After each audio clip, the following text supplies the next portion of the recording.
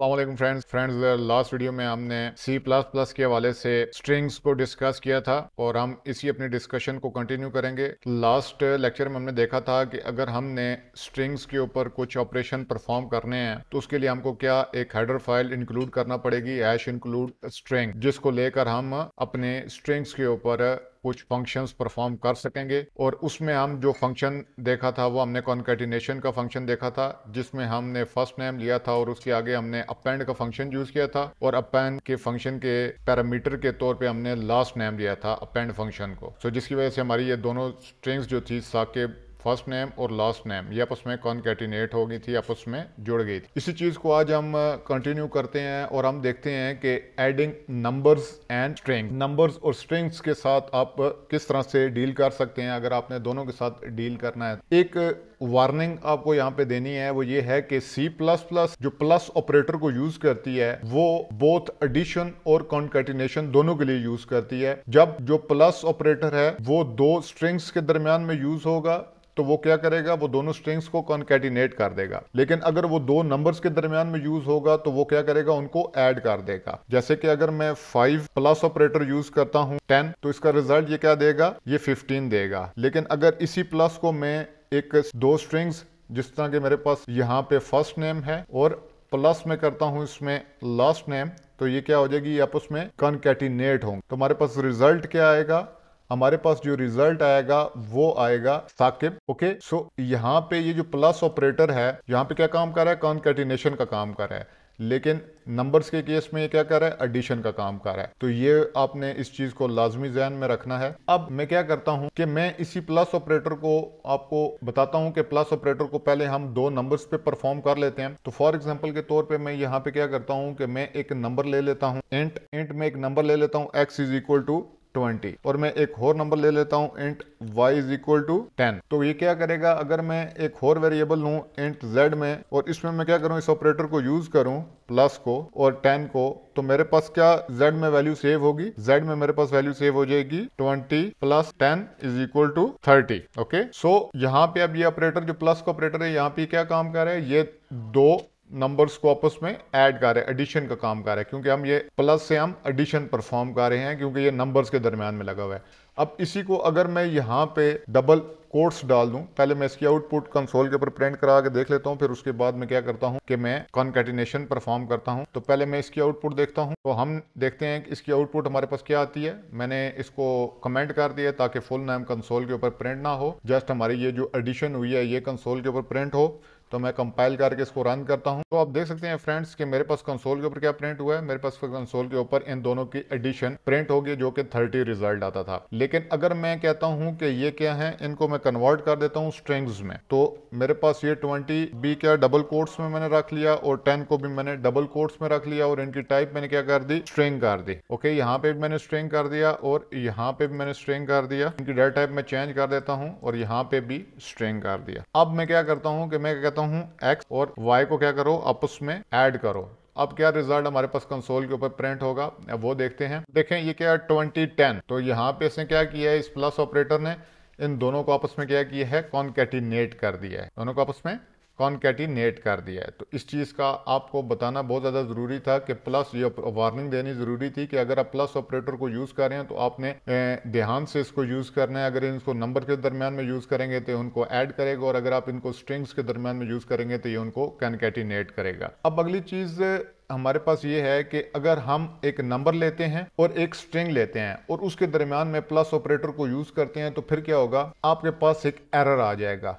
For example के तौर पे मैं क्या कहता हूं कि मैं एक स्ट्रिंग ले लेता हूं, स्ट्रिंग मेरे पास क्या है, x है, और मैं इसको क्या कर देता हूं, इंटीजर में कन्वर्ट कर देता हूं और इसको मैं क्या ले लेता हूं, 10 ही ले लेता हूं। अब मैं क्या कहता हूं कि स्ट्रिंग में क्या करो, स्ट्रिंग में z = x + y करो। x क्या है, हमारे पास स्ट्रिंग है और y क्या है, इंटीजर है।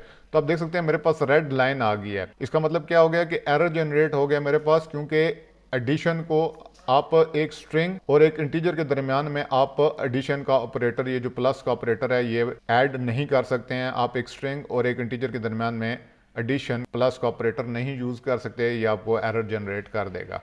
ओके, सो इस चीज़ को भी बताना आपको बहुत ज़्यादा ज़रूरी था। तो यहाँ पे ये एरर है आपके सामने है कि ये जो प्लस ऑपरेटर है एक स्ट्रिंग्स और इंटीजर्स के दरमियान में परफॉर्म नहीं कर सकता है। अब अगली चीज स्ट्रिंग्स के हवाले से जो आपको बताना लाजमी थी, इसको मैं यहाँ से डिलीट कर देता हूँ। वो ये है कि हम ये जो स्ट्रिंग की लाइब्रेरी हमने इंक्लूड की थी, इसमें बहुत सारे फंक्शंस डिफाइन थे, उनमें से हमने एक फंक्शन अपेंड का यूज़ किया था। अब हम देख लेते हैं किसी स्ट्रिंग की लेंथ मालूम करने के लिए हम इस स्ट्रिंग एडर जो लाइब्रेरी है उसमें से कौन सा फंक्शन यूज़ करेंगे ताकि हम किसी भी स्ट्रिंग की लेंथ मालूम कर सकें। सो हमारे पास क्या है, एक स्ट्रिंग है, जैसे कि आप देख सकते हैं मेरे पास स्ट्रिंग है फर्स्ट नेम, इसमें साकिब लिखा हुआ है। अब हमारे पास एक बड़ी स्ट्रिंग भी हो सकती है, मैं वो बड़ी स्ट्रिंग यहाँ पे मैं अल्फ़ाबेट्स लिख लेता हूँ ए से लेके जी तक, तो उनको मैं नाम के देता हूँ। मैं यहाँ से सारे को ख़त्म कर देता हूँ और यहाँ पे हम अल्फ़ाबेट लिख लेते हैं ए से लेके जेड तक। तो स्ट्रिंग को नाम में क्या दे देता हूँ, टेक्स्ट का नाम दे देता हूँ और इसमें मैं अल्फ़ाबेट्स तमाम के तमाम लिख लेता हूँ। तो हमारे पास हमने क्या लिख लिया, एक स्ट्रिंग लिख ली ए से लेके जेड तक। मैं इस कमेंट्स को भी यहाँ से खत्म कर देता हूँ। अब हमने क्या करना है, हमने इस स्ट्रिंग की लेंथ मालूम करनी है। तो हम उसके लिए क्या यूज करेंगे फंक्शन, उसके लिए इस एडर फाइल में फंक्शन डिफाइन है लेंथ का। तो जिस भी हम ये मैंने स्ट्रिंग क्या बताया था, स्ट्रिंग ये एक ऑब्जेक्ट है, तो इस ऑब्जेक्ट के आगे डॉट लगा के हम जो इस स्ट्रिंग्स में जो क्लासेस डिफाइन है उनके अंदर से जो ऑब्जेक्ट है डॉट लगा के हम क्या करते हैं, हम उनके फंक्शंस को असेस करते हैं। क्योंकि स्ट्रिंग एक ऑब्जेक्ट है तो इस क्लास के ऑब्जेक्ट हमने ये क्रिएट किया हुआ है, इसके आगे डॉट लगा के हम उस फंक्शन को एक्सेस करेंगे। ये तरीकेकार है। ये क्लासेस में जब हम पहुंच जाएंगे तो आपको ये सारी चीज़ क्लियर हो जाएगी कि हम क्लासेस में ऑब्जेक्ट किस तरह से क्रिएट करते हैं और ऑब्जेक्ट के जरिए हम उस क्लास के फंक्शंस और मेंबर्स को, जो उसके मेंबर वेरिएबल्स होते हैं और जो फंक्शंस या मेथड्स होते हैं उनको किस तरह से एक्सेस करते हैं। फिलहाल मैं आपको ये बता रहा हूँ, ये जो टेक्स्ट है ये क्या है, एक ऑब्जेक्ट है। अब इसकी मैंने क्या लेंथ मालूम करनी है, इसके आगे जो स्ट्रिंग लिखा हुआ है तो उसके लिए क्या यूज होता है, एक स्ट्रिंग में एक मेथड डिफाइन है लेंथ का, उसके जरिए हम इसकी मालूम कर सकते हैं इस स्ट्रिंग की क्या लेंथ है। अगर हमने ये हेडर फाइल यहाँ पे इंक्लूड नहीं की होगी तो हम उसकी लेंथ नहीं मालूम कर सकेंगे। तो मैं क्या कर लेता हूँ, सिंपली लेंथ का बता देता हूँ कि आप लेंथ वाले फंक्शन को किस तरह से यूज कर सकते हैं। तो यहाँ पे हम क्या करते हैं, सिंपल लिख लेते हैं the length of the text string is, आगे मैं क्या कह देता हूँ। अब मैंने क्या करना है कि मैंने एंड एल तो सिंपल इसलिए लगाया कि ताकि हमारा कर्सर नेक्स्ट लाइन में चला जाए। अब यहाँ पे मैं लेंथ का फंक्शन लगाने लगा, तो हमने क्या लिखना है, टेक्स्ट जिसकी हमने लेंथ मालूम करनी है, जिस वेरिएबल में हमने ये स्ट्रिंग सेव करवाई है वो उस वेरिएबल का नाम और डॉट, आगे डॉट लग के हमारे पास क्या आ जाएगा, लेंथ, और आगे प्रेंथेसिस। सो ये क्या हमें रिटर्न करेगा, ये इस स्ट्रिंग की हमें लेंथ रिटर्न करेगा। तो सिंपल ये इस तरह से आप इस स्ट्रिंग की लेंथ मालूम कर सकते हैं। मैं इसको कंपाइल करके रन करता हूं। तो फ्रेंड्स अब देख सकते हैं कि हमारे पास लेंथ क्या आ गई है स्ट्रिंग की, 26। तो अल्फाबेट्स टोटल कितने हैं हमारे पास, की लेंथ हमारे पास क्या आ गई, टोटल 26 इनकी लेंथ हमारे पास कंसोल के ऊपर प्रिंट हो गई है। अब यहाँ पे एक टिप आपको देने वाली थी, वो टिप ये थी कि आपने देखा होगा कि C++ प्रोग्राम्स में अगर आपने देखा है किधरे एक साइज का, इस लेंथ की जगह पे एक साइज का मेथड भी यूज होता है, ये साइज का फंक्शन भी यूज होता है और वो भी काम क्या कर रहा होता है, वो भी स्ट्रिंग की लेंथ मालूम कर रहा होता है। तो ये क्या है, ये एक दोनों के, आप बेशक लेंथ का फंक्शन यूज करें या बेशक साइज का, दोनों क्या है, सेम ही काम करते हैं। ये हमारे पे इन्हिसार करता है, ये हमारे पे है कि हम कौन सा फंक्शन यूज करते हैं, चाहे हम लेंथ का यूज कर लें और चाहे हम साइज का यूज कर लें, ये एक दोनों की उर्फियत है, इनमें कोई भी फर्क नहीं है। तो अगर मैं इसी लेंथ को यहाँ से हटा के साइज का फंक्शन यूज करता हूँ तो वो भी सेम ही काम करेगा। अब मैं इसको, अगर मैंने साइज का फंक्शन लिख दिया है तो मैं कंपाइल करके रन करता हूं तो देखते हैं क्या रिजल्ट आता है। तो आप देख सकते हैं साइज फंक्शन ने भी सेम ही रिजल्ट रिटर्न किया है, the length of the string is 26। Okay, so हमने क्या, अब हम देखते हैं कि हमने लेंथ भी, हमने तीन चीजें स्ट्रिंग लाइब्रेरी में से हमने ये जो स्ट्रिंग की लाइब्रेरी हेडर फाइल हमने इंक्लूड कराई है, इसको इस्तेमाल करते हुए हमने फिलहाल दो फंक्शंस परफॉर्म किए हैं। एक हमने अपेंड का फंक्शन परफॉर्म किया जिसके जरिए हमने एक स्ट्रिंग को दूसरी स्ट्रिंग के साथ कॉन्कैटिनेट किया था, और दूसरा हमने साइज और लेंथ का फंक्शन देखा है जो कि सेम काम करता है, वो हमें किसी भी स्ट्रिंग की लेंथ मालूम करके देते हैं। अब है असेस स्ट्रिंग्स। असेस स्ट्रिंग्स को डिस्कस कर लेते हैं क्योंकि बाज़ औक़ात हमें क्या करना पड़ता है कि स्ट्रिंग के किसी कैरेक्टर को भी एक्सेस करना पड़ जाता है, एक स्पेसिफिक कैरेक्टर को, तो उसके लिए हम क्या यूज करते हैं, असेस स्ट्रिंग्स का कंसेप्ट है कि you can access the character in the string by referring to its index number inside the square bracket. Square brackets में आप, अभी मैं करने लगूं थोड़ी देर में तो आपको और ज्यादा क्लियर हो जाएगा। स्क्वायर ब्रैकेट्स में आप जिस भी कैरेक्टर को एक्सेस करना चाहेंगे उसका इंडेक्स नंबर देंगे। फॉर एग्जांपल इस जे को मैं अगर एक्सेस करना चाहता हूं तो मैं सिंपली इसका इंडेक्स नंबर दूंगा स्क्वायर ब्रैकेट्स में, तो मैं इस जे को एक्सेस कर लूंगा, कंसोल के ऊपर प्रिंट करा दूंगा, या जो भी मैंने काम करना है, इसकी जगह कोई और कैरेक्टर लिखना है या इसको सिंपल कंसोल के ऊपर प्रिंट कराना है वो मैं करवा लूंगा। तो वो हम किस तरह से कर सकते हैं, वो मैं सिंपल तरीका आपको बता देता हूँ कि हमने अगर किसी स्पेशल करेक्टर, अगर किसी खास करेक्टर को स्ट्रिंग में एक्सेस करना है तो वो हम किस तरह से कर सकते हैं। तो यहाँ पे मैं एक स्ट्रिंग छोटी सी डिफाइन कर लेता हूँ, माई स्ट्रिंग। वेरिएबल का नाम मैं क्या रख लेता हूँ, माई स्ट्रिंग, और मैं कह देता हूँ कि मुझे स्ट्रिंग हेलो ही लिख लेते हैं, क्योंकि छोटी सी स्ट्रिंग है, इसके ऊपर हम फंक्शन परफॉर्म कर लेंगे आसानी से। सो मैं क्या कहता हूँ कि मैं चाहता हूँ कि इसका जो जीरो पे जो एच है ना, जो जीरो पे इसका करेक्टर पड़ा हुआ है, उसको मैं एक्सेस कर लूँ, ये जो पहला करेक्टर है, तो वो मैं किस तरह से एक्सेस कर सकता हूँ। सिंपली मैं क्या करूंगा, मैं सारे को यहाँ से हटा देता हूँ। तो मैंने क्या क्या है, आप क्या लिखेंगे, स्ट्रिंग का नाम लिखेंगे। स्ट्रिंग का नाम क्या है, माई स्ट्रिंग। तो माई स्ट्रिंग के आगे आपने क्या करना है, माई स्ट्रिंग लिख लिया आपने, इसके आगे स्क्वायर ब्रैकेट्स, और स्क्वायर ब्रैकेट्स में जोन सा करेक्टर आपने एक्सेस करना है उसका इंडेक्स लिखना है। तो मैंने पहला करेक्टर एक्सेस करना है, तो यहाँ पे मैं क्या लिखूंगा, 0 लिखूंगा। तो जब मैं इसको कंसोल के ऊपर प्रिंट कराऊंगा, कंपाइल करके रन करते हैं, तो देखते हैं कंसोल के ऊपर क्या प्रिंट होता है। सो आप देख सकते हैं कंसोल के ऊपर मेरे पास क्या प्रिंट हो गया, कंसोल के ऊपर मेरे पास एच प्रिंट हो गया, पहला करेक्टर जो स्ट्रिंग का था। तो यहाँ पे आप साइड नोट के तौर पर एक चीज देख लें कि जो स्ट्रिंग के इंडेक्स होता है, स्ट्रिंग में जो करेक्टर्स होते हैं उनका जो इंडेक्स होता है वो 0 से स्टार्ट होता है। सो एच के लिए क्या इंडेक्स होगा, 0 इंडेक्स होगा। इस तरह ई के लिए 1 होगा, एल के लिए 2 होगा, सेकंड एल के लिए 3 होगा, और ओ के लिए 4 होगा। हमेशा स्ट्रिंग के इंडेक्सेस कौन से स्टार्ट हो रहे होते हैं, 0 से स्टार्ट हो रहे होते हैं। सो इसी तरह अगर मैंने ई का इंडेक्स क्या है, 1 है, तो मैं अगर ई को मैंने कंसोल के ऊपर प्रिंट कराना है तो मैं क्या करूंगा, सिंपली 1 इंडेक्स को एक्सेस करूंगा। तो देखते हैं कंसोल के ऊपर क्या प्रिंट होता है, कंपाइल करके रन करते हैं। तो आप देख सकते हैं कि हमारे पास कंसोल के ऊपर ई प्रिंट हो गया है। सो ये आप इस तरह से किसी भी स्ट्रिंग के करेक्टर को, स्पेसिफिक करेक्टर को अगर आप एक्सेस करना चाहते हैं तो उसके इंडेक्स के जरिए एक्सेस कर सकते हैं। अब चेंज स्ट्रिंग करेक्टर्स, अगर आप स्ट्रिंग के करेक्टर्स को चेंज करना चाहते हैं, आप कहते हैं कि मैं किसी स्पेसिफिक करेक्टर को चेंज कर दूं, तो वो भी सेम ही है। To change the values of specific character in a string, refer to the index number and use single quotes। आप क्या करें, किसी भी फॉर एग्जांपल के तौर पे मैं क्या कहता हूं कि मैंने 0 नंबर इंडेक्स पे ये जो h लिखा हुआ है इसको चेंज करना है, तो मैं क्या करूंगा, सिंपली माई स्ट्रिंग लिखूंगा। उसके आगे मैंने कौन सा, मैंने 0 पे जो इसका इंडेक्स है h है उसको चेंज करना है, उधर मैं 0 लिखूंगा। और इसके आगे क्योंकि ये सिंगल कैरेक्टर है, तो सिंगल कैरेक्टर को हम रिप्लेस कर रहे हैं, तो जिस कैरेक्टर के साथ हम उसको रिप्लेस करेंगे, और सिंगल कैरेक्टर्स के लिए मैंने क्या कहा था, सिंगल कोट्स यूज होते हैं, तो सिंगल कोट्स हम यूज करेंगे। सिंगल कोट्स में हम वो कैरेक्टर लिखेंगे, तो मैं कहता हूं h को j से रिप्लेस कर दो, तो सिंपली h क्या हो जाएगा, j से रिप्लेस हो जाएगा और माई स्ट्रिंग में सेव हो जाएगा। सो अब अगर मैं पूरी स्ट्रिंग को कंसोल के ऊपर प्रिंट करवाता हूं, तो मैं यहां से इसको हटा देता हूं, तो मैं देखता हूं माई स्ट्रिंग में अब जे जो एच है उसकी जगह जे ओवरराइड हो गया या नहीं हो गया। तो कंपाइल करके उसको रन करते हैं। सो आप देख सकते हैं हमारा जो एच है वो रिप्लेस हो गया जे से, और हमारे पास जेलो कंसोल के ऊपर प्रिंट हो रहा है।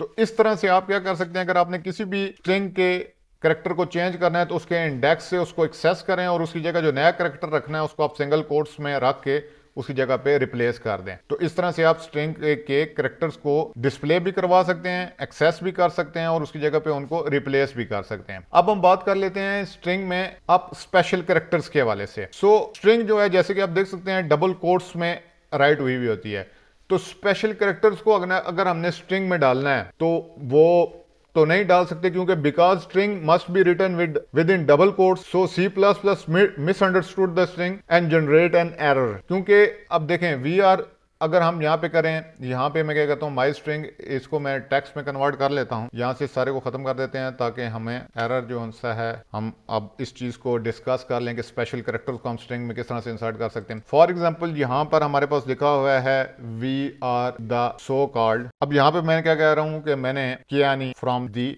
नॉर्थ। ओके, सो हमारे पास एक स्ट्रिंग है माई स्ट्रिंग, जिसमें क्या लिखा है we are so called Kiani from the north. अब मैंने क्या करना है, मैंने इसमें डबल कोट्स डालने हैं। ये जो कियानी की वर्ड है इसके आगे पीछे मैंने डबल कोट्स डालने हैं। तो मैं अगर डबल कोट्स यहाँ पे डालता हूँ, यहाँ पे भी और यहाँ पे भी, तो आप देख सकते हैं आपको क्या हो गया है, एरर जनरेट हो गया है। डबल कोट्स में डाल ही नहीं सक रहा, ये रेड लाइन मेरे पास आ गई है।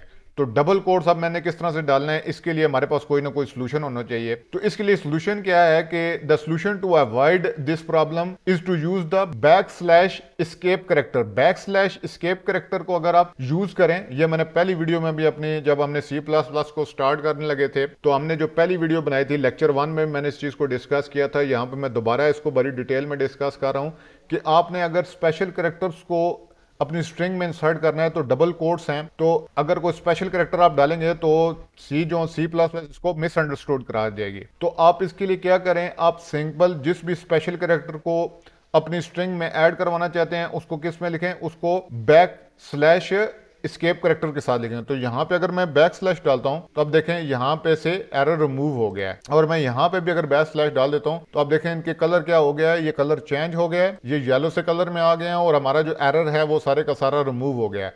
अब मैं अगर इसको कंसोल के ऊपर प्रिंट कराऊंगा तो कंपाइल करके रन करते हैं तो अब देख सकते हैं हमारे जो स्पेशल कैरेक्टर थे डबल कोट्स वो इस क्यानी वर्ड के पहले भी और बाद में भी इंसर्ट हो चुके हैं। इस तरह के आप क्या बैक स्लैश के साथ और भी स्पेशल कैरेक्टर्स इंसर्ट यूज कर सकते हैं जिनको आप अपनी स्ट्रिंग में इंसर्ट करना चाहें। फॉर एग्जांपल के तौर पे अगर मैं इसके आगे पीछे सिंगल कोट्स डालना चाहता हूं तो मैं क्या करूंगा, डबल कोट्स को हटा के सिंगल कोट्स कर दूंगा। तो तब भी अगर मैं इसको कंपाइल करके रन करूंगा तो मेरे सिंगल कोट्स मेरी स्ट्रिंग में डाल चुके होंगे, जैसे कि आप देख सकते हैं सिंगल कोट्स। इसी तरह अगर मैं सिंपल स्लैश डालना चाहता हूं, बैकवर्ड स्लैश, तो मैं क्या करूंगा, जो हमारे पास बैक स्लैश पहले पड़ी हुई थी उसके आगे एक और बैक स्लैश का इजाफा कर दूंगा। तो अब मेरी स्ट्रिंग के ऊपर क्या, स्ट्रिंग में बैक स्लैश इंसर्ट हो चुकी होगी। जैसे कि आप देख सकते हैं ये मेरी स्ट्रिंग में बैक स्लैश इंसर्ट हो गई है। सो इस तरह से आप क्या कर सकते हैं, आप बैक स्लैश एस्केप सीक्वेंस को यूज करके आप कोई भी स्पेशल कैरेक्टर अपनी स्ट्रिंग में इंसर्ट कर सकते हैं। ओके, सो उम्मीद है इस चीज की आपको यहां तक समझ आ गई होगी कि स्ट्रिंग्स और स्पेशल कैरेक्टर्स को हम किस तरह से डील कर सकते हैं अपनी C++ प्रोग्रामिंग में। अब अगली चीज जो बड़ी इंपॉर्टेंट है और वो है यूजर इनपुट स्ट्रिंग। अगर यूजर स्ट्रिंग को इनपुट करता है तो वो हम किस तरह से कंसोल से ले सकते हैं। सो इस चीज को समझना बहुत ज्यादा जरूरी है।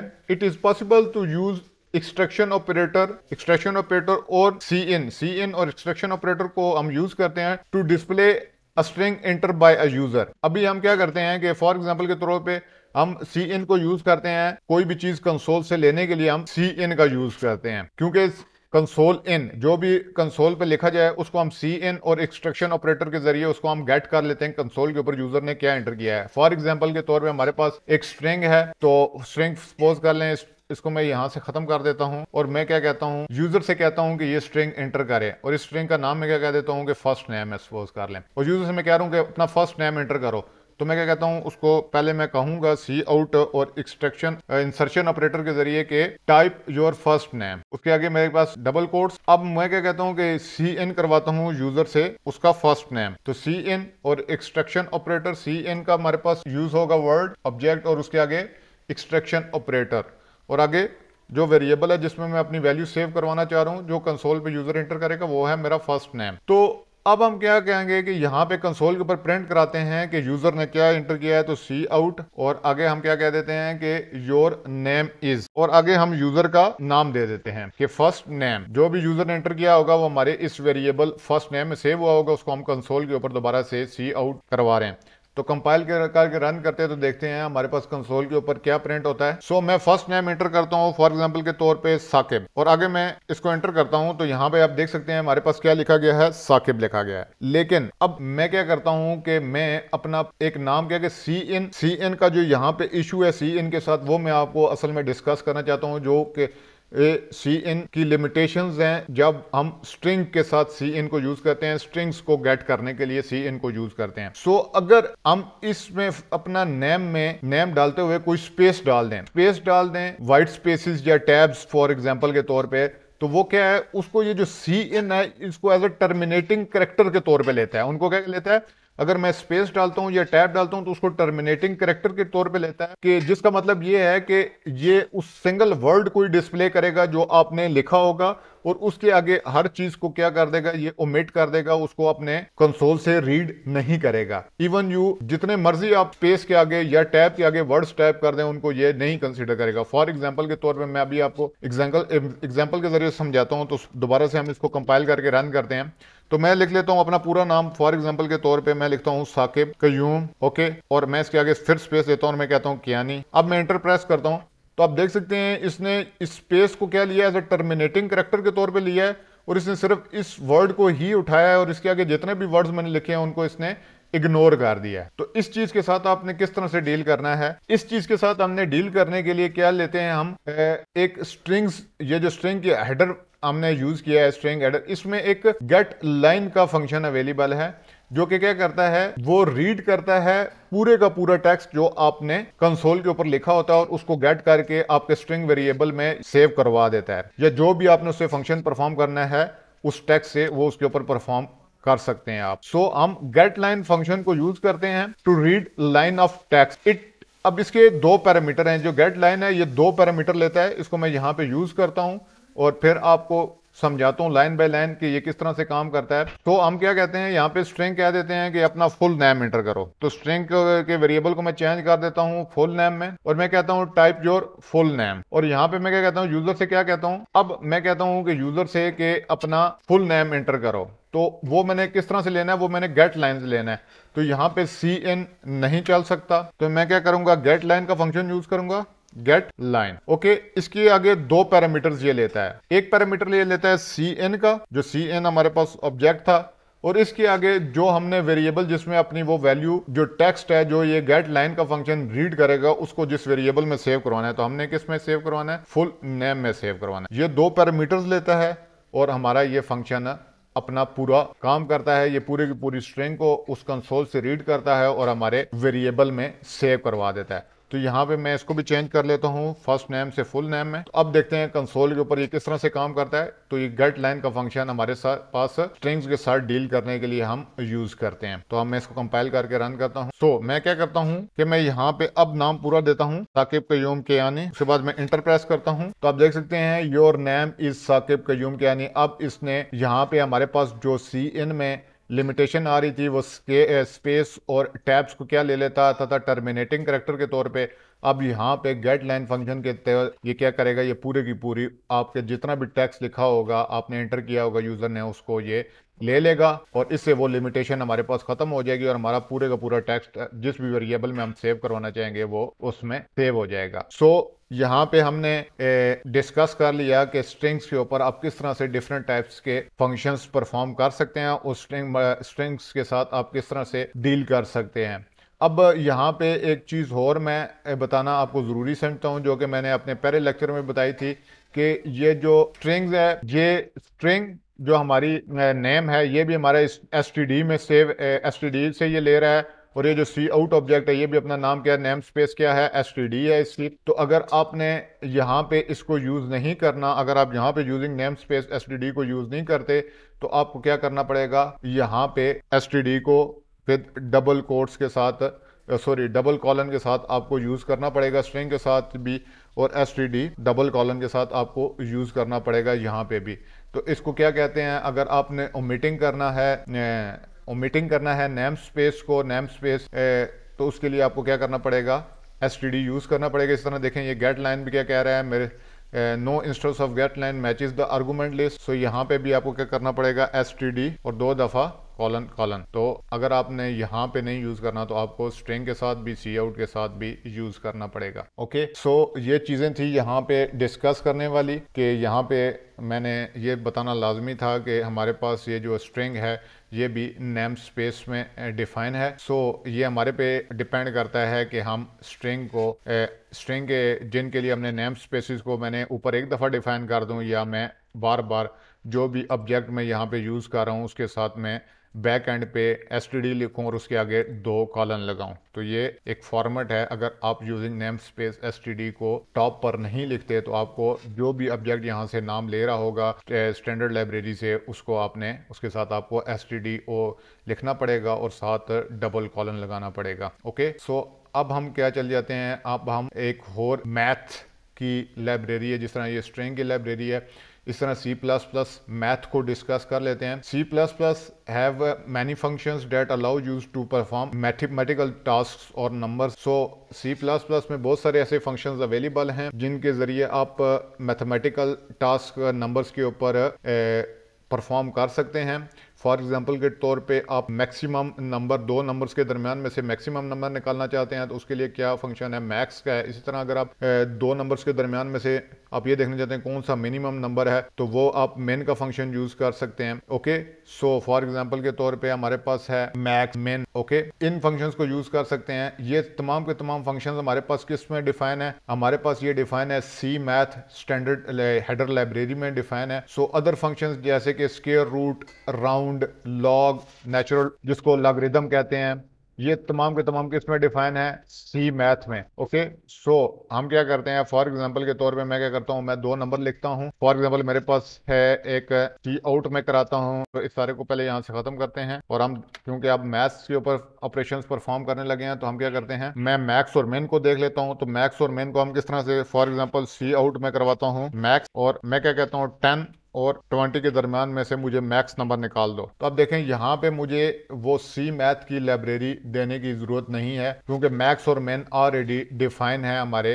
आई स्ट्रीम में। ओके, सो देखते हैं ये हमारे पास कंसोल में क्या प्रिंट करता है। तो आप देख सकते हैं 20 मेरे पास कंसोल के ऊपर प्रिंट हो गया, क्योंकि 10 और 20 के दरमियान में 20 मैक्स था। इसी तरह अगर मैं मिनिमम देखना चाहता हूँ इन दोनों के दरमियान में, यहाँ पे मैं एंड एंड लगा देता हूँ ताकि थोड़ा सा मेरा कोड जो है आउटपुट हमारी थोड़ी सी अच्छी हो जाए। तो अब हम मिनिमम हमारे पास 10 है, तो कंसोल के ऊपर 10 प्रिंट होना चाहिए। तो हमारे पास कंसोल के ऊपर 10 प्रिंट हो गया, क्योंकि मिनिमम 10 और 20 के दरमियान में 10 मिनिमम है। लेकिन अगर आपको आपने स्क्वायर रूट का या राउंड का या लॉगरिथम जो नेचुरल लॉगरिथम का फंक्शन यूज करना है, तो वो तमाम के तमाम फंक्शंस किस में डिफाइन है? वो तमाम के तमाम इस हेडर लाइब्रेरी में डिफाइन है, जिसको मैं अभी इंक्लूड करने वाला हूँ। उस हेडर लाइब्रेरी का नाम है सी मैथ। ओके, इसको आप यूज करेंगे तो तब भी आप, फॉर एग्जाम्पल के तौर पे मैं स्क्वायर रूट लेना चाहता हूं, तो स्क्वायर रूट का फंक्शन किस तरह से काम करना रहता है? SQRT स्क्वायर रूट, और आगे हमारे पास 64 का मैं स्क्वायर रूट लेना चाहता हूं, तो इस cmath.h को मैं यूज करूंगा, तो मैं क्या ले सकता हूं? 64 का स्क्वायर रूट ले सकता हूं। Okay,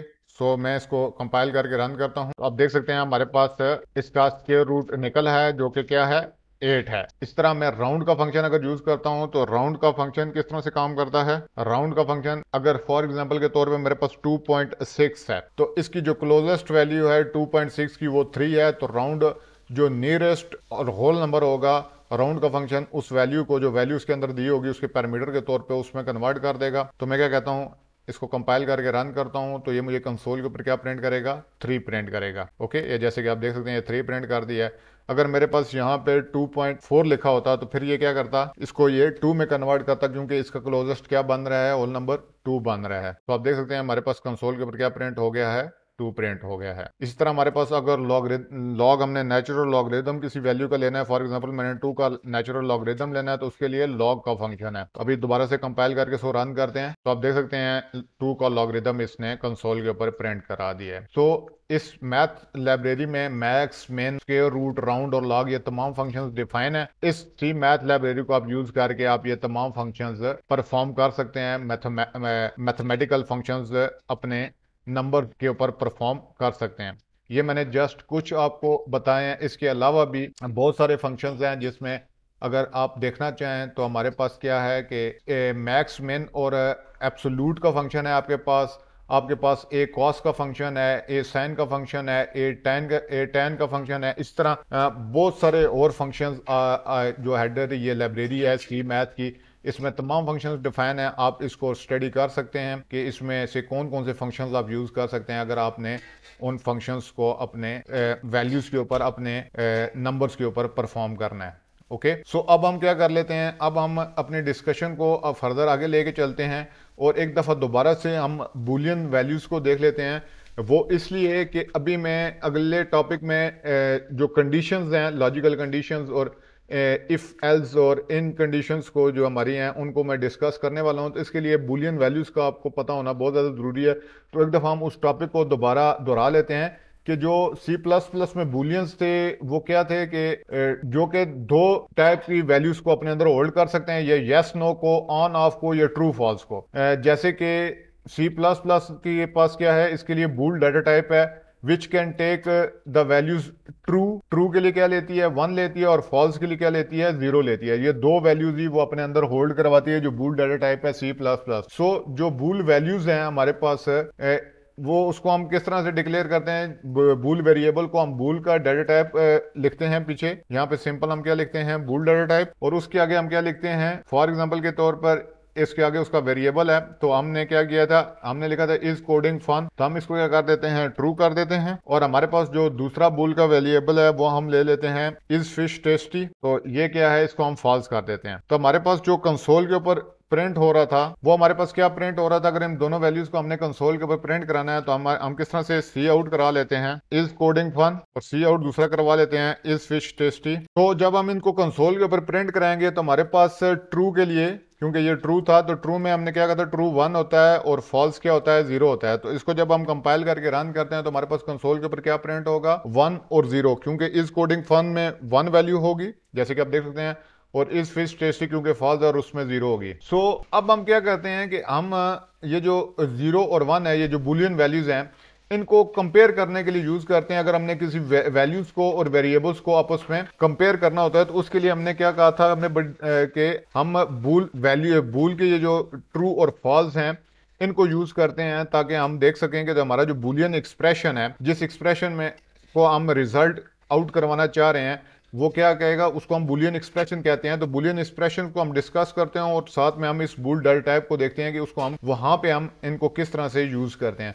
so a Boolean expression returns a Boolean value that is either 1 true और 0 फॉल्स। तो बुलियन एक्सप्रेशन क्या होता है, हमारे पास एक बुलियन वैल्यू रिटर्न करता है जिसमें वो हमें या ट्रू रिटर्न करेगा या फॉल्स रिटर्न करेगा, मतलब या 1 रिटर्न करेगा या हमें 0 रिटर्न करेगा। सो ये किस लिए जरूरी होता है, ये हमें जब वो बुलियन एक्सप्रेशन सॉल्व होता है तो वो ट्रू या फॉल्स रिटर्न करता है, और इस ट्रू या फॉल्स की बेस के ऊपर हम क्या अपनी लॉजिक को बिल्ड करते हैं और आंसर्स को फाइंड करते हैं। सो हम क्या करते हैं कि हम कंपैरिजन ऑपरेटर्स को यूज करते हैं, जो कि मैंने लास्ट वीडियो में भी डिस्कस किया था। फॉर एग्जांपल के तौर पे दो वैल्यूज के दरमियान में मैंने चेक करना है कि कौन सी वैल्यू बड़ी है, तो मैं उसके लिए ग्रेटर देन का कंपैरिजन ऑपरेटर यूज करूंगा। सो फॉर एग्जांपल के तौर पे मैं एक बुलियन एक्सप्रेशन यहाँ पे लिखता हूँ। मेरे पास एक इंट है वेरिएबल जिसमें हमारे पास 10 सेव है, और एक मेरे पास वेरिएबल है y जिसमें मेरे पास क्या सेव है, 20 सेव है। अब मैं यहाँ पे क्या करता हूँ कि मैं इसको यहाँ से ख़त्म कर देता हूँ और मैं यहाँ पे एक बुलियन एक्सप्रेशन लिखता हूँ। बुलियन एक्सप्रेशन में मैं क्या लिखता हूँ, मैं ये चेक कर रहा हूँ कि क्या x ग्रेटर देन y है। तो ये मैंने एक बुलियन एक्सप्रेशन लिखा है। ये बुलियन एक्सप्रेशन जब सॉल्व होगा तो ये मुझे कोई ना कोई रिजल्ट रिटर्न करेगा जो कि या ट्रू होगा या फॉल्स होगा। सो x में 10 है और y में 20 है, तो ये मुझे क्या रिजल्ट रिटर्न करेगा, क्या 10 20 से बड़ा हो सकता है, तो ये फॉल्स है, तो ये मुझे 0 रिटर्न करेगा। इस 0 के ऊपर फॉर एग्जांपल मैं कंपाइल करके इसको रन करता हूं, इस 0 वैल्यू के ऊपर मैं क्या करूंगा, मैं अपना डिसीजन लूंगा, मैं अपनी लॉजिक बिल्ड करूंगा कि यार अगर इसकी वैल्यू 0 रिटर्न हुई है तो मुझे अब नेक्स्ट क्या करना चाहिए। तो इस तरह से आप बुलियन एक्सप्रेशंस को यूज करते हैं और बुलियन एक्सप्रेशंस के रिजल्ट के बेसिस के ऊपर आप अपनी लॉजिक को बिल्ड करते हैं और अपना रिजल्ट फाइंड करने की कोशिश करते हैं।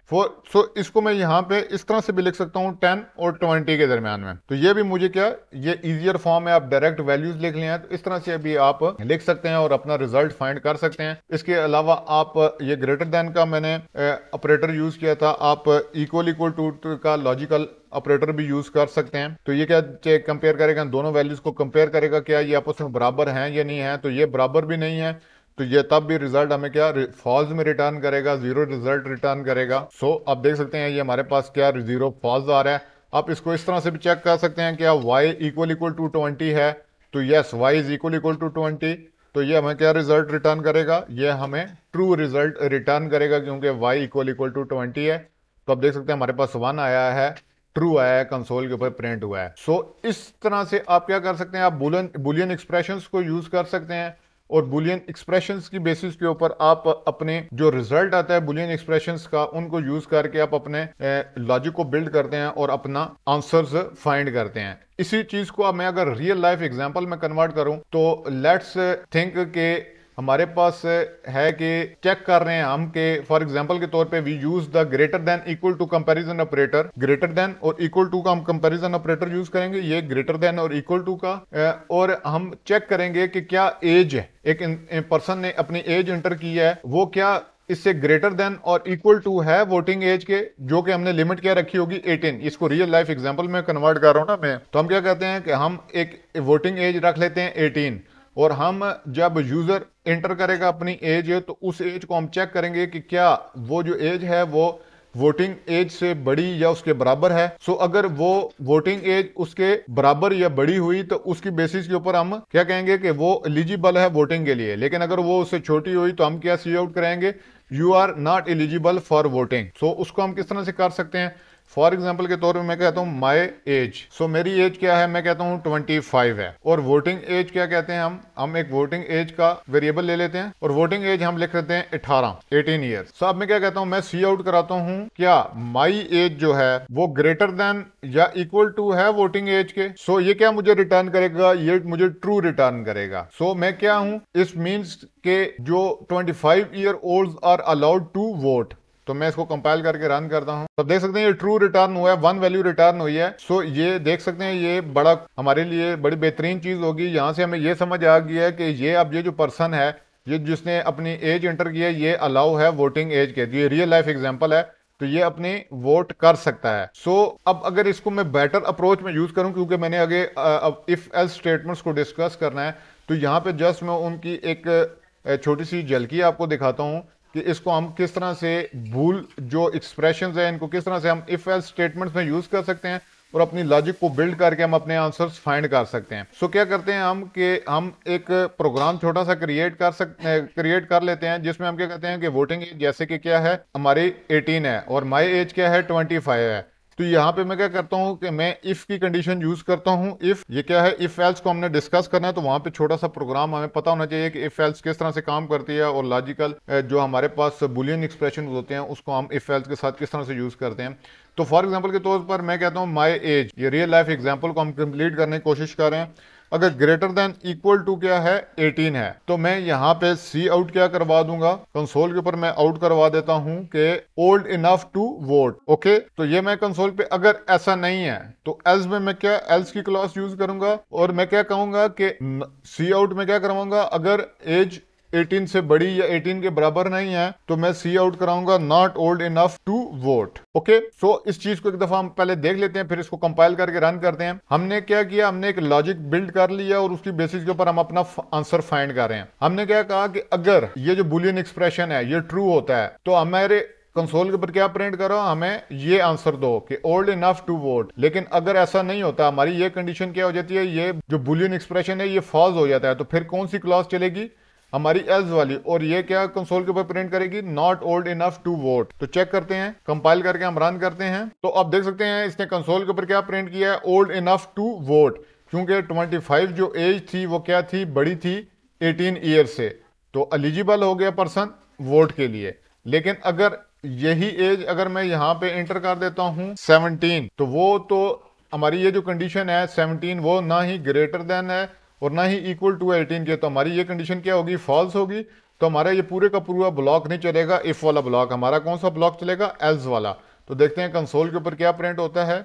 पहले मैं इसको एंड एल कर लेता हूं ताकि थोड़ा सा हमारी जो आउटपुट है वो थोड़ी सी बेहतर हो जाए। तो देखते हैं आप कंसोल के ऊपर क्या प्रिंट होता है। तो देख सकते हैं हमारे पास कंसोल के ऊपर क्या प्रिंट हो गया, not old enough to vote, क्योंकि 17 ईयर्स ग्रेटर देन और इक्वल, ना ही ग्रेटर देन है 18 से और ना ही इक्वल टू है 18 के। सो जो बुलियन है, बुलियंस क्या है, बुलियन बेसिस हैं सी प्लस प्लस के तमाम कंपैरिजंस के और कंडीशंस के। जहां पे भी हमने कंपैरिजन यूज करना है, जहां पे भी हमने अपनी इफ एल्स कंडीशन यूज करनी है, वहां पे बुलियंस क्या हैं, बुलियंस जो 0 और 1 हमारे पास रिजल्ट आ रहा है ट्रू और फॉल्स, वो क्या है, बेसिस हैं। सो अब हम डिटेल में देखते हैं इफ और एल्स को, और मैं क्यों बार बार हम इस चीज को डिस्कस कर रहे थे कि बुलियन एक्सप्रेशंस और जो बूल हैं, जो बूल डाटा टाइप के हमारे पास रिजल्ट आते हैं ट्रू और फॉल्स, वो क्यों बहुत ज्यादा इंपॉर्टेंट है। तो सी प्लस प्लस में कंडीशंस और इफ स्टेटमेंट को देख लेते हैं। पहले कंडीशंस को देख लेते हैं और उसके बाद साथ ही हम उसमें देखते हैं कि कंडीशंस क्या हैं और इफ स्टेटमेंट्स क्या हैं। अब हम ऑलरेडी जानते हैं कि C plus plus usual logical conditions for mathematics को सपोर्ट करता है। फॉर एग्जांपल के तौर पे हमारे पास क्या है कि लेस देन है, यहाँ पे मैं कमेंट में लिख लेता हूँ ताकि हमें ज़्यादा क्लियर हो जाए। मैं सारे को यहाँ से ख़त्म कर देता हूँ। हम देखते हैं कि सी प्लस प्लस जो यूजुअल लॉजिकल कंडीशंस हैं, फॉर एग्जांपल के तौर पे हमारे पास है सबसे पहले लॉजिकल कंडीशन अगर हमें देखनी है तो लेस देन की है। वो कैसे काम करती है, फॉर एग्जाम्पल के तौर पर हमारे पास एक वैल्यू है ए, वो क्या लेस देन बी है। ये हमारे पास एक लॉजिकल कंडीशन है जो सी प्लस प्लस में यूज होती है। एक हमारे पास होती है लेस देन और इक्वल टू, वो किस तरह से काम करती है, हम ये चेक करते हैं क्या एक वैल्यू a जो है वो क्या लेस देन और इक्वल टू b है। इसके बाद हमारे पास c में यूज होती है ग्रेटर देन की। ये क्या चेक करती है कि क्या एक वैल्यू a हमारे पास ग्रेटर देन है b से, सेकंड वैल्यू से। उसके बाद हमारे पास है ग्रेटर देन और इक्वल टू की। ये क्या चेक कर रही होती है क्या जो एक वैल्यू a है वो क्या ग्रेटर देन और इक्वल टू है b के। और इसके बाद हमारे पास एक और लॉजिकल कंडीशन होती है लास्ट में, इक्वल इक्वल टू। तो ये क्या चेक करती है, इक्वल टू क्या हमारे पास जो एक वैल्यू है वो क्या इक्वल है सेकंड वैल्यू के, तो वो हमारे पास डबल इक्वल टू और बी, ये लॉजिकल कंडीशन होती है। और इसके बाद हमारे पास नॉट इक्वल टू की लॉजिकल कंडीशन होती है। वो किस तरह से काम करती है, वो क्या चेक करती है कि क्या एक वैल्यू एक नॉट इक्वल टू है सेकंड वैल्यू बी के। सो ये हमारे पास प्रोग्रामिंग में कुछ सी प्लस प्लस प्रोग्रामिंग में कुछ लॉजिकल कंडीशंस यूज होती है। अब इन लॉजिकल कंडीशंस को, ये जो लॉजिकल कंडीशंस हैं इनको हम बुलियन एक्सप्रेशंस भी कहते हैं जब ये इफ एल्स के साथ यूज होते हैं। इन लॉजिकल कंडीशंस को हम यूज करते हैं अपनी इफ एल्स में लॉजिकल स्टेटमेंट्स को, ताकि हम क्या कर सकें, इफ अगर हम यूज करें इफ को तो ये ब्लॉक ऑफ कोड तब एग्जीक्यूट होगा इफ अ स्पेसिफिक कंडीशन, इनमें से कोई भी कंडीशन अगर ट्रू होगी जो हमारे इफ ब्लॉक में यूज हुई होगी। तो ये सारी क्या है, ये हमारे पास लॉजिकल कंडीशंस हैं। अब हम देख लेते हैं कि सी प्लस प्लस में कंडीशनल स्टेटमेंट्स कौन सी होती हैं जो इनको इस्तेमाल करती हैं। तो सबसे पहले हमारे पास है इफ की। इफ जो हमारे पास कंडीशनल स्टेटमेंट है वो तब एग्जीक्यूट होती है, एक ब्लॉक ऑफ कोड को एग्जीक्यूट करती है इफ कंडीशन इज ट्रू, जो उसके आगे पैरेंथेसिस में ये जो लॉजिकल कंडीशन लिखी है अगर वो ट्रू होती है तो इफ का ब्लॉक हमारा चलता है। एल्स का ब्लॉक तब चलता है, एक हमारे पास इफ हो गया, उसके बाद हमारे पास लॉजिकल जो हमारे पास कंडीशनल स्टेटमेंट है वो है एल्स कंडीशनल। ये लॉजिकल कंडीशंस हैं और हमारे पास जो कंडीशनल स्टेटमेंट जिसमें ये लॉजिकल कंडीशंस यूज होती हैं वो इफ है। इफ में जो आगे कंडीशन लिखी होगी वो अगर ट्रू होगी तो हमारे पास ये इफ का ब्लॉक चलेगा। एल्स कब चलेगा हमारे पास, एल्स तब चलेगा अगर इफ हमारा क्या हो जाता है, हमारा इफ अगर फॉल्स हो जाता है, इफ के आगे जो लॉजिकल कंडीशन लिखी हुई है अगर वो फॉल्स हो जाती है तो फिर हमारा कौन सा ब्लॉक एग्जीक्यूट होगा, एल्स का ब्लॉक एग्जीक्यूट होगा। ओके, सो उसके बाद हमारे पास है एल्स इफ, एक और हमारे पास कंडीशनल स्टेटमेंट है एल्स इफ। अब ये कब काम करती है, जब हमारे इफ के ब्लॉक में जो कंडीशन लिखी हुई है वो फॉल्स हो जाती है तो उसके बाद वो किस ब्लॉक में आता है, एल्स इफ के ब्लॉक में आता है। अगर उसमें भी जो लॉजिकल कंडीशन लगी हुई है अगर वो ट्रू हो जाती है तो हमारा एल्स इफ का ब्लॉक चलता है। अगर उसमें भी लिखी हुई कंडीशन जो लॉजिकल कंडीशन है हमारे पास वो फॉल्स हो जाती है तो फिर हमारे कौन से ब्लॉक में जाता है, दोबारा से एल्स ब्लॉक में जाता है और उस कोड को एग्जीक्यूट कर देता है। और इसके बाद एक और हमारे पास लॉजिकल, इसको क्या कहते हैं, कंडीशनल स्टेटमेंट है जिसको क्या कहते हैं स्विच। ओके, तो स्विच में हम बहुत सारे ब्लॉक्स डिफाइन कर सकते हैं मैनी जिनको हमने एग्जीक्यूट करना होता है कंडीशन की बेस के ऊपर। ओके, सो सबसे पहले हमारे पास क्या है, इफ और एल्स और उसके बाद स्विच। स्विच में हमारे पास क्या होते हैं, मल्टीपल ब्लॉक्स होते हैं जिनको हम कंडीशन की बेस के ऊपर क्या करते हैं, एग्जीक्यूट करते हैं, जो सा भी ब्लॉक हमने स्विच स्टेटमेंट में से एग्जीक्यूट कराना होता है। तो सबसे पहले हम क्या करते हैं कि ये तो जस्ट मैंने स्टेटमेंट्स लिखे हैं, कंडीशनल स्टेटमेंट्स इफ और एल्स और स्विच। अब हम इफ कंडीशन का सिंटैक्स देख लेते हैं कि इफ कंडीशन को हम लिखते किस तरह से हैं और इसको हम अपने प्रोग्राम में किस तरह से यूज कर सकते हैं।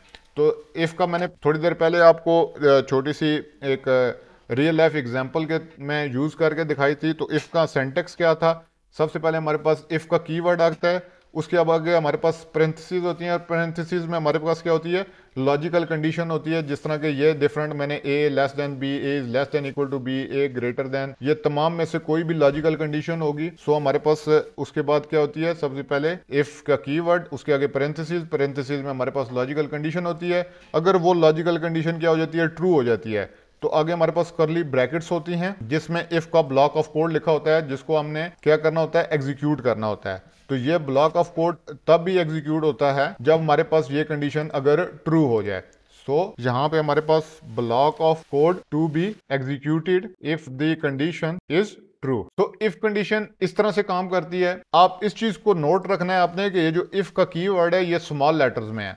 अगर आप इसको इस तरह या फिर पहला लेटर आप कैपिटल कर दें, दूसरा लेटर स्मॉल, या दोनों लेटर कैपिटल कर दें, तो ये एरर जनरेट कर देगा, ये हमारे पास क्या होगा, एरर होगा। सो इफ को आपने, इफ का जो कीवर्ड है हमेशा स्मॉल लेटर्स में यूज करना है। सो अब हम एक इसको अपने कोड में रनिंग हालत में देख लेते हैं कि इफ कंडीशन को हम किस तरह से यूज कर सकते हैं अपने कोड में। सो ये अभी जो मैं एग्जांपल दूंगा इसमें मैं क्या देखा, हम दो नंबर्स को कंपेयर करते हैं। फॉर एग्जांपल सबसे पहले हमने इफ का कीवर्ड यूज किया उसके बाद हमने पेरेंथेसिस, और मैं चेक करता हूँ क्या 20 ग्रेटर देन 18 है। अगर 20 ग्रेटर देन 18 हुआ तो ये जो इफ का ब्लॉक ऑफ कोड है, ये जो इफ का ब्लॉक है जो दो करली ब्रैकेट्स में आया हुआ है, इसके अंदर जो भी मैं कोड लिखूंगा वो क्या हो जाएगा, वो एग्जीक्यूट हो जाएगा। तो मैं कहता हूं इफ 20 ग्रेटर देन 18 ये कंडीशन ट्रू हो जाए तो मैं ब्लॉक ऑफ कोड में क्या कंसोल के ऊपर प्रिंट कराऊं कि 20 is greater than 18। Okay, 20 greater than है 18 से। उसके बाद मैं एंड एल लास्ट में लगा देता हूं ताकि हमारी आउटपुट बेहतर हो जाए। ओके, सो कंपाइल करके रन करते हैं तो देखते हैं कंसोल के ऊपर क्या प्रिंट होता है। तो आप देख सकते हैं 20 इज ग्रेटर देन 18 हमारे पास प्रिंट हो गया है, क्योंकि हमारी ये जो कंडीशन है ये ट्रू हो गया, 20 ग्रेटर देन 18 है। इसी तरह आप वेरिएबल्स को भी टेस्ट कर सकते हैं। यहाँ पे तो मैंने वैल्यूज को टेस्ट किया है, आप दो वेरिएबल्स को भी लॉजिकल, ये जो बुलियन एक्सप्रेशन ये जो लिखा हुआ है ये 20 ग्रेटर देन 18 ये बुलियन एक्सप्रेशन है, इसमें आप वेरिएबल्स को भी यूज कर सकते हैं। ये लॉजिकल कंडीशन है हमारी, तो हम वेरिएबल्स को किस तरह से यूज कर सकते हैं। फॉर एग्जांपल हमारे पास इंट एक्स है, उसमें वैल्यू हमारे पास क्या है 20 सेव है, और एक और वेरिएबल है हमारे पास वाई, उसमें हमारे पास क्या वैल्यू सेव है, हमारे पास 18 सेव है। अब हम दो वेरिएबल्स को आपस में कंपेयर करते हैं, तो मैं क्या करता हूँ x और 18 को y से रिप्लेस कर देता हूँ। तो मैं कंसोल के ऊपर क्या प्रिंट कराता हूँ, क्या x ग्रेटर देन y है। तो देखते हैं ये कंडीशन हमारी क्या हो जाएगी, ये जो लॉजिकल कंडीशन हमने लिखी है, ये जो बुलियन एक्सप्रेशन लिखा है, ये क्या होगा 20 क्या ग्रेटर देन 18 है। तो यस 20 इज ग्रेटर देन 18, तो हमारे पास ये जो बुलियन एक्सप्रेशन है ये ट्रू हो जाता है। हमारी ये इफ कंडीशन क्या हो जाएगी, इफ का ब्लॉक चल जाएगा और x is greater than 5 console के ऊपर प्रिंट हो जाएगा। तो आप देख सकते हैं friends x is greater than y हमारे पास कंसोल के ऊपर प्रिंट हो गया। सो इस तरह से इफ जो कंडीशन है वो अपना काम करती है। उम्मीद है इफ कंडीशन की आपको समझ आ गई होगी। इसके आगे अब हम देखते हैं, क्योंकि हमने इफ को देख लिया तो एल्स का इसके साथ ही एल्स की भी क्लॉज है, उसको हम देख लेते हैं। तो C++ में जो एल्स स्टेटमेंट है वो कब, उसमें जो उसका जो ब्लॉक ऑफ कोड है एल्स स्टेटमेंट को कब एग्जीक्यूट होता है, इफ अगर ये जो कंडीशन है, ये जो हमने इसके अंदर ये बुलियन एक्सप्रेशन ये अगर फॉल्स हो जाता है तो इसके बाद हम क्या होगी, हमारा ये जो इफ का ब्लॉक है ये नहीं चलेगा, तो इसके आगे जो एल्स का ब्लॉक होगा वो चलेगा। तो एल्स को हम लिखते किस तरह से हैं, एल्स का भी सेम है, इफ के साथ ही वो लिखने होती है। हमारे पास एल्स होता है, एल्स और आगे उसका ब्लॉक ऑफ कोड होता है जिसको हम किस में करली ब्रैकेट्स में रखते हैं। तो इस तरह से हम करली ब्रैकेट्स को ओपन करते हैं, एंड करते हैं। और अगर इफ हमारी कंडीशन क्या हो जाती है, ये वाली कंडीशन अगर फॉल्स हो जाती है तो हमारा एल्स ब्लॉक चलेगा और इसमें जो ब्लॉक ऑफ कोड लिखा होगा वो एग्जीक्यूट हो जाएगा। So block of code to be executed if the condition is false. So अगर इफ कंडीशन फॉल्स हो जाती है तो हमारा ये एल्स का ब्लॉक चलेगा। सो इसको मैं यहाँ पे यूज कर लेता हूँ। फॉर एग्जांपल के तौर पे मेरे पास क्या है, मेरे पास टाइम है, तो मैं क्या करता हूं, मेरे पास एक इंटीजर टाइप का वेरिएबल में टाइम डिफाइन कर लेता हूं, जिसमें वैल्यू मैं क्या रख देता हूं 20 रख लेता हूं। y को मैं यहां से खत्म कर देता हूं और मैं क्या कहता हूं कि क्या टाइम लेस देन 18 है। अगर टाइम लेस देन 18 है तो कंसोल के ऊपर क्या प्रिंट करे, गुड डे। ओके, सो टाइम क्या है, अगर ग्रेटर देन 80 लेस देन 18 है तो गुड डे प्रिंट करे, नहीं तो क्या प्रिंट करे कंसोल के ऊपर एल्स में हम क्या यूज करेंगे, सी आउट करे गुड इवनिंग। तो फ्रेंड्स होगा क्या कि अब हमारी ये जो लॉजिकल कंडीशन है या ये जो बुलियन एक्सप्रेशन है ये क्या करेगा, टाइम को चेक करेगा। टाइम हमने 20 एंटर किया है, 20 लेस देन तो 18 नहीं है, तो हमारी ये जो बुलियन एक्सप्रेशन है ये फॉल्स हो गया, तो हमारा ये इफ का ब्लॉक नहीं चलेगा। अब क्या चलेगा, ऑटोमेटिकली हमारा एल्स का ब्लॉक चलेगा और कंसोल के ऊपर क्या प्रिंट कर देगा, हमारे पास गुड इवनिंग, क्योंकि 20 इज नॉट लेस देन 18। तो देखते हैं कंसोल के ऊपर क्या प्रिंट होता है। तो अब देख सकते हैं हमारे पास कंसोल के ऊपर क्या प्रिंट हो गया है, गुड इवनिंग, क्योंकि हमारा इफ का ब्लॉक क्या हो गया, फॉल्स हो गया। इफ का हमारी जो इफ के आगे कंडीशन लिखी हुई थी वो फॉल्स होगी, तो हमारा ऑटोमेटिकली इफ का, अगर हमारी ये कंडीशन ट्रू हो जाती, फॉर एग्जाम्पल हमारे पास टाइम क्या होता 17 होता, तो हमारा एल्स का ब्लॉक नहीं चलता, हमारा इफ का ब्लॉक चलता। तो चेक करते हैं अब हम 17 टाइम दे के, तो हमारे पास कंसोल के ऊपर गुड डे प्रिंट होना चाहिए। तो आप देख सकते हैं हमारे पास कंसोल के ऊपर गुड डे प्रिंट हो गया। सो उम्मीद है आपको इफ और एल्स की समझ आ गई होगी।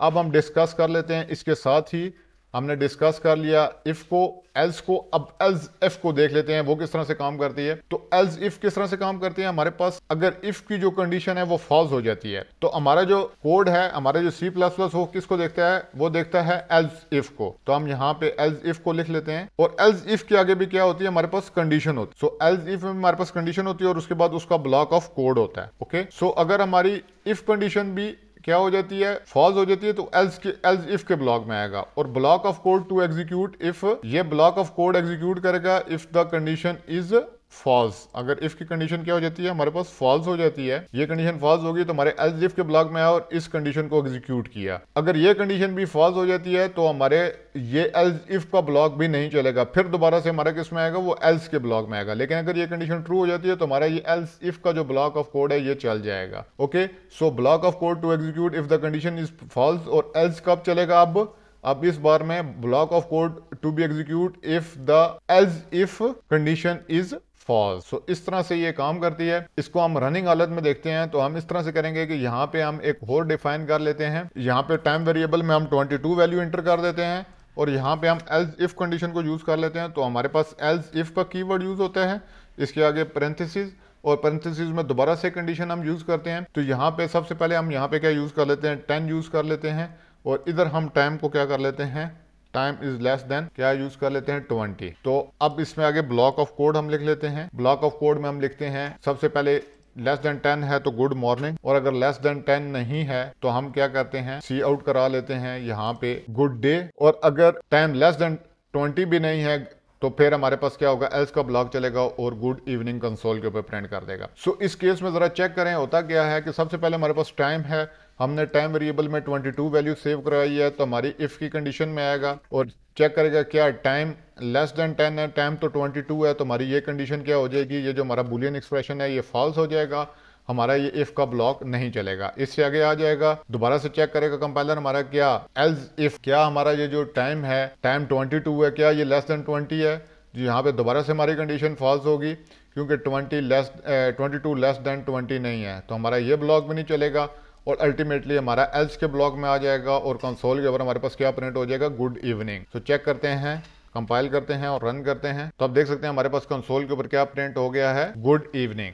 लेकिन अगर हमारा यही टाइम 14 होता तो तब क्या चलता, ये टाइम अगर हमारा 14 है तो टाइम में क्या है, टाइम 14 लेस देन तो 10 नहीं है, तो हमारा ये इफ की कंडीशन क्या होगी, फॉल्स होगी, ये ब्लॉक ऑफ कोड नहीं एग्जीक्यूट होगा, एल्स इफ में जाएगा और चेक करेगा 14, यस 14 इज लेस देन 20, हमारा ये जो कंडीशन है ट्रू होगी, ये बुलियन एक्सप्रेशन ट्रू हो गया, हमारा एल्स इफ का ब्लॉक चलेगा और कंसोल के ऊपर क्या प्रिंट कराएगा, गुड डे। अब वो एल्स के ब्लॉक में नहीं जाएगा, यहाँ पे ही इसी को ही कंसोल के ऊपर प्रिंट करा देगा। तो कंपाइल करके रन करते हैं, तो आप देख सकते हैं हमारा कंसोल के ऊपर गुड डे प्रिंट हो गया, हमारा एल्स इफ वाला ब्लॉक चल गया। ओके, सो अब हम क्योंकि हमने तीनों चीजें डिस्कस कर ली, हमने चेक कर लिया इफ कंडीशन को, एल्स को भी देख लिया और एल्स इफ, तीनों कंडीशन को देख लिया। अब इनकी एक शॉर्ट हैंड है इफ एल्स की, एक जिसको हम क्या कहते हैं, टर्नरी ऑपरेटर कहते हैं, उसको देख लेते हैं कि हम अगर इफ एल्स को हमने शॉर्ट फॉर्म में लिखना है तो उसको हम एक लाइन में किस तरह से लिख सकते हैं। उसको क्या कहते हैं, there is a shorthand if else which is known as ternary operator because it consist of 3 operands. इसमें 3 ऑपरेंड्स होते हैं जिनके ऊपर ऑपरेशन परफॉर्म हो रहा होता है। तो ऑपरेंड्स क्या होते हैं, जिनके ऊपर ऑपरेशन परफॉर्म हो रहा होता है।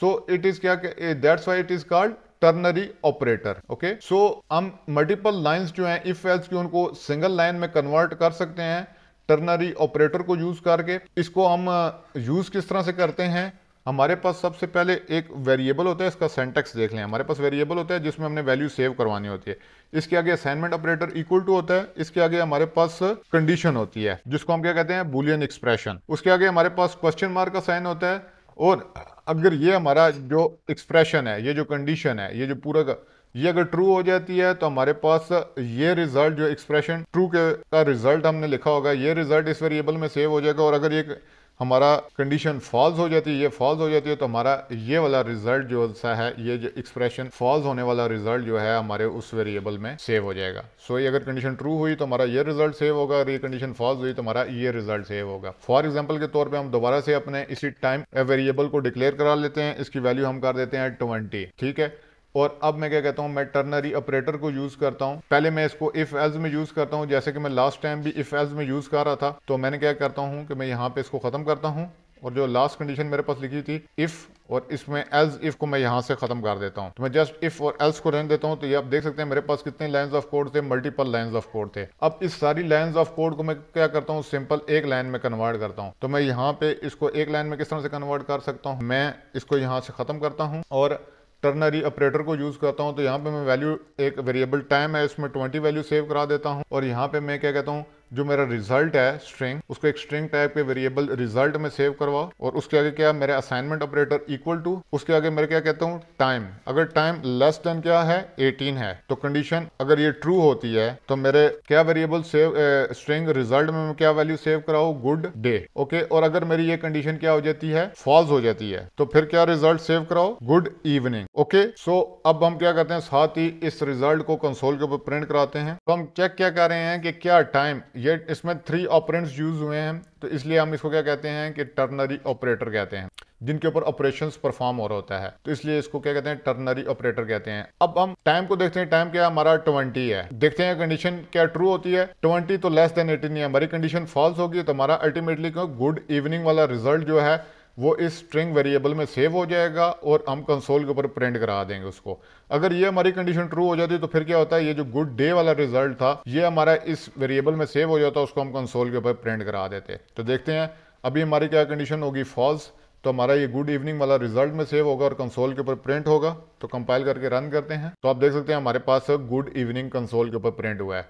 लेकिन अगर यही टाइम हमारा क्या होता, यही टाइम हमारा 17 होता, तो हमारी ये condition time 17 is less then 18, yes true, तो हमारा गुड डे कंसोल के ऊपर प्रिंट होता, क्योंकि हमारे रिजल्ट वेरिएबल में गुड डे सेव होता। तो कंपाइल करके रन करते हैं। सो फ्रेंड्स आप देख सकते हैं हमारा गुड डे कंसोल के ऊपर प्रिंट हो गया, क्योंकि रिजल्ट वेरिएबल में हमारा गुड डे सेव हुआ था। सो फ्रेंड्स अगली वीडियो में हम इंशाल्लाह स्विच स्टेटमेंट को डिस्कस करेंगे, क्योंकि वो थोड़ी सी डिफरेंट है वो भी लॉजिकल कंडीशन ही है, लेकिन स्विच स्टेटमेंट जो है वो थोड़ा डिफरेंट तरीके से काम करती है, तो उसको जरा डिटेल में हम डिस्कस करेंगे।